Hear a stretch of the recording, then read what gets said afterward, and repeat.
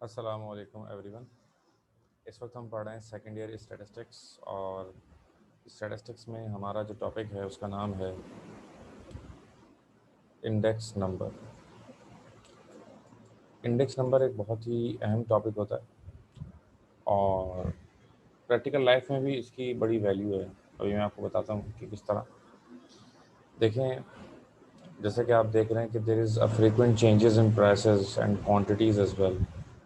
अगर हम बात करें हमारी मुख्तलिफ़ चीज़ें जो कीमतें वो भी बढ़ रही हैं, उसकी जो क्वांटिटी ऑफ कंजम्पशन है वो भी वक्त के साथ साथ चेंज होता जाता है। प्राइसेस किसी भी कमोडिटी की आप प्राइस देखें तो वो मुसलसल बढ़ती जा रही है, उसमें कोई कमी नहीं आ रही है, मुसलसल उसकी प्राइस बढ़ती जा रही है, बढ़ती जा रही है। अब कितने परसेंट चेंज आ रहा है? इस साल ज़्यादा महंगाई आई है, पिछले साल ज़्यादा महंगाई आई है, उससे पहले कभी महंगाई ज़्यादा आई थी? तो इसका अंदाज़ा हमें कैसे होगा और कौन सा साल बेहतर साल गुजरा? ठीक है ना?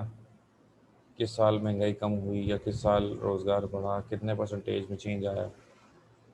और ये तमाम चीज़ें मुख्तलिफ़ लोगों के लिए हेल्प करती हैं इन डिसीजन मेकिंग। मिसाल के तौर पर, अगर एक बंदा है जो कि कारोबारी, बिजनेसमैन, और वो अगर कोई नया बिज़नेस शुरू करना चाहता है किसी जगह पर, तो उसके लिए ये इन्फॉर्मेशन बहुत कीमती हो सकती है। वो इस इन्फॉर्मेशन के ज़रिए ये पता करेगा कि भाई ये इस मुल्क में, इस शहर में क्या महंगाई का तनासुब है, क्या रेशो है, कितने परसेंट बढ़ती जाती है या कम हो जाती है कभी, और प्राइसेस में, इनपुट्स में कितना चेंज आ रहा है, कॉस्ट में कितना चेंज आ रहा है, सेल कितनी है, रेवेन्यूज़ कितने आएंगे, प्राइस बढ़ती है तो कितना रेवेन्यू में फ़र्क पड़ सकता है। ये तमाम चीज़ें अगर उसको आइडिया हो जाएंगी तो these all things will help him in better decision making. वो फैसला करने की पोजीशन में आ जाएगा। वो ये समझ पाएगा आसानी से कि मुझे जो है इस मुल्क में वो काम करना है या नहीं करना है। ठीक है। अब इस वक्त जो है इंडेक्स नंबर में हम देखेंगे, बेसिकली वो स्पेशली आज हम देखेंगे प्राइस इंडेक्स नंबर के अंदर लिंक रिलेटिव या चेन बेस मेथड जिसे कहा जाता है, ये हम देखेंगे इंडेक्स नंबर में। ये 5 मार्क्स के लिए आपका आ जाता है। ठीक है जी। एक एग्जांपल हम लेंगे इसके अंदर, जैसा कि हमने डिस्कस किया था लास्ट टाइम कि हम इंडेक्स नंबर शुरू करेंगे, तो वही हम आज शुरू करें। फिर calculate link relatives for the following table. इसमें जब भी इंडेक्स नंबर का सवाल आता है तो इसमें दो कॉलम्स गिवन होते हैं। एक कॉलम इसमें गिवन होता है ईयर, और दूसरा कॉलम इसमें गिवन होता है प्राइसेस। ठीक है जी। अब हमारे पास ईयर्स हैं 2007, 8, 9, 10, 11 एंड 12, और इन तमाम ईयर्स में हमें प्राइसेस गिवन है किसी भी प्रोडक्ट की, और हमसे रिक्वायर्ड ये है calculate link relatives for the following table. इसके लिंक रिलेटिव्स निकाले जाएं इस टेबल के। ठीक है जी।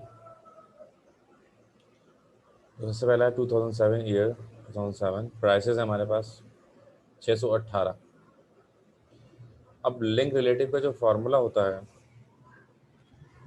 लिंक रिलेटिव का फार्मूला ये होता है कि price of current year divided by price of last year and multiplied by 100। ठीक है जी। इसका फार्मूला मैं आपके लिए यहाँ लिख देता हूँ।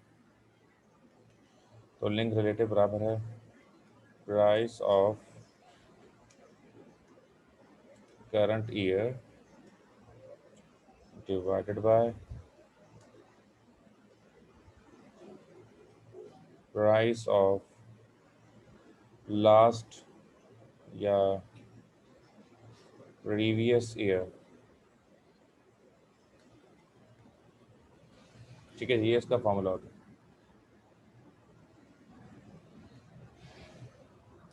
Price of current year divide by price of last और प्रीवियस ईयर। अब क्योंकि जाहिर है कि जहाँ से सवाल शुरू होगा वो सब कोई ना कोई एक साल ऐसा ज़रूर होगा जहाँ से बात का आगाज़ हो रहा होगा, बात शुरू हो रही होगी। अब यहाँ पर भी यही कहानी है कि देखें 2007 से बात शुरू हो रही है, तो 2007 is the first year we have. So क्योंकि ये पहला साल है तो पहले साल में ये होता है कि भाई पिछला साल या 2007 से बात शुरू, तो 2006 तो हमारे पास है नहीं, तो चूँकि 2006 हमारे पास नहीं, तो हम इसी को रखेंगे लास्ट ईयर के तौर पर। तो जैसा कि हमें 2007 की प्राइस हमें गिवन है 618, हमने डिवाइड भी 618 से इसको कर दिया इसीलिए, और मल्टीप्लाइड बाय 100। तो जो पहला साल हमें गिवन होगा ना, उसकी हमेशा आंसर क्या आएगा जी, 100% आएगा, क्योंकि न्यूमरेटर और डिनोमिनेटर में हम सेम वैल्यू रख रहे होंगे। ठीक है जी। अच्छा, इसके बाद है हमारे पास 2008। 2008 में जो है ना, ये जो प्राइस इस प्रोडक्ट की थी 618 रुपये, 618, इट चेंज इंटू 741। ये चीज़ क्या हो गई, ये 741 रुपये इसकी जो है वो प्राइस हो गई। जब इसकी प्राइस 741 रुपये हो गई, तो जैसा कि आपने इसका जो है वो फार्मूला देखा कि price of current year divided by price of last year, जिस साल का हम कैलकुलेशन करने जाएंगे वो हमारे लिए करंट ईयर होगा, तो उससे पिछला साल हमारे लिए प्रीवियस या लास्ट ईयर होगा। ठीक है जी। तो 741 को हमने डिवाइड कर दिया है 618 से, 618 multiplied by 100, so the answer is 119.90।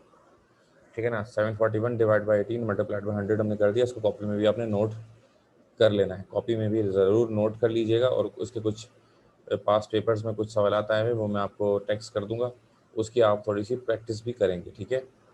अच्छा, तो लास्ट ईयर की प्राइस हमने डिनोमिनेटर में रख दी 618 रुपये, और इसका आंसर आया 119.90। फिर हम गए 2019 के अंदर। अब देखें, क्योंकि अब ये आ गया करंट ईयर 2009 हो गया, तो प्रीवियस ईयर भी चेंज होगा हाथ के हाथ। यानी कि पिछली कैलकुलेशन जो हमने 2008 की थी, उसमें 2007 प्रीवियस ईयर था, लेकिन अब हम आगे बढ़कर 2009 की कैलकुलेशन करने जा रहे हैं। जब हम 2009 की कैलकुलेशन करने जा रहे हैं, तो अब 2008 जो है वो प्रीवियस ईयर हो जाएगा या लास्ट ईयर हो जाएगा। तो करंट ईयर की जो प्राइस है 2009 के अंदर, डेट इज 749। तो 749 को हम डिवाइड कर देंगे 741 से। ठीक है जी। क्यों? क्योंकि 741 प्राइस थी 2008 की, जो अब प्रीवियस ईयर हो गया है।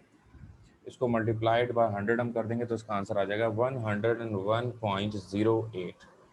इसके साथ आप साइन ऑफ परसेंटेज ज़रूर लगाइएगा, इसमें लगा हुआ नहीं है वो लगा दीजिएगा। अच्छा जी।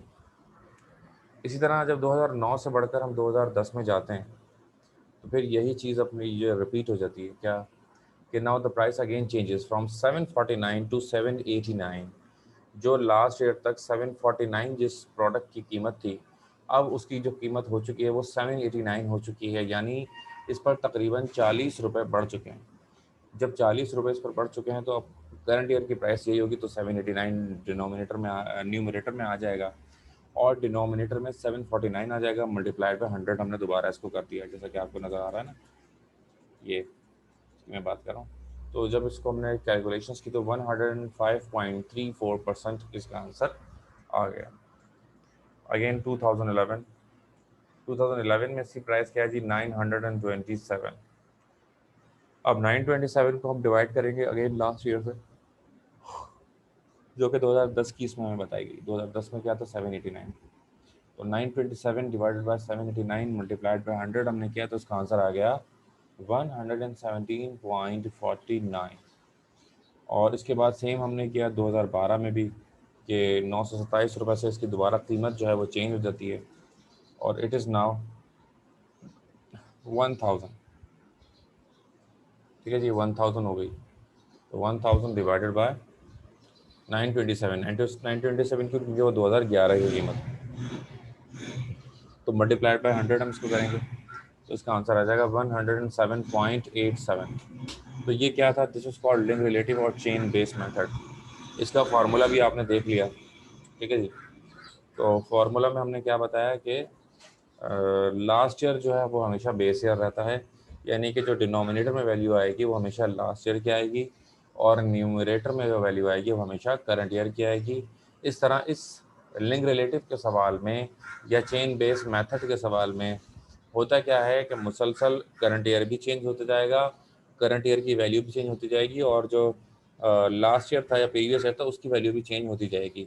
इस तरह दोनों वैल्यूज साथ साथ चेंज होती जाएंगी, ठीक है ना। इसको चेन बेस्ड मेथड भी कहते हैं और लिंक रिलेटिव भी कहते हैं।